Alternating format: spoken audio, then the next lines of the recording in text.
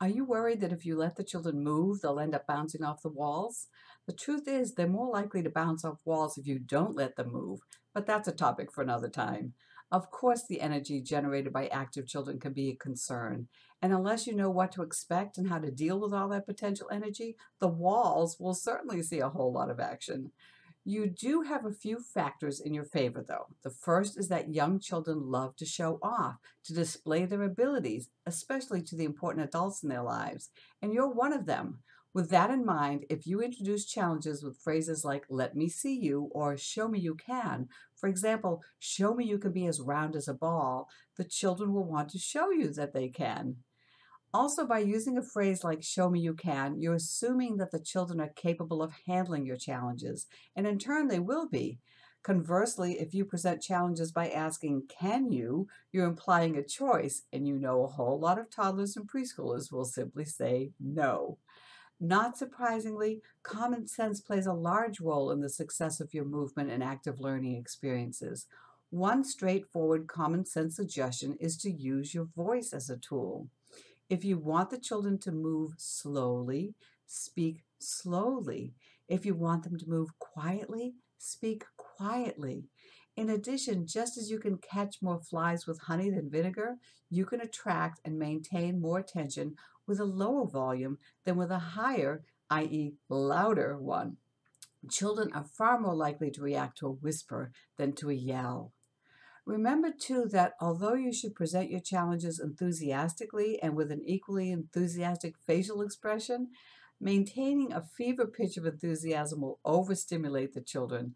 Once, when I was teaching at the University of New Hampshire, one of my students was responsible for conducting a lesson on the movement element of time, slow and fast, with a group of preschoolers. She spoke so energetically with such a high pitched voice that by the time she got around to asking the children to move like turtles, the result was a whole lot of turtles racing around the gym. Tip number 3 also involves common sense. As I mentioned, movement can generate an abundance of energy, and too much energy can result in frustrating, unproductive, unmanageable experiences. Too little energy, however, can have comparable results, as tired children are prone to irritability and off task behavior. So it's important that you monitor their energy levels. Alternating lively and quieter activities is usually enough to prevent frenzy or fatigue. Experts also recommend using other contrasts: difficult movements with easy movements, high with low, big with little, to keep everyone engaged. Another suggestion is bringing children to the ground with commands to freeze and collapse or to sit in order to achieve a calming effect. Whether you choose to alternate contrasting activities, use grounding techniques, or simply stop at the first sign of fatigue, you want to have some plan beforehand. That will help ensure that you don't have to end up feeling helpless and frustrated. In closing, I want to say that sometimes you can know all the tips in the world and it won't make any difference.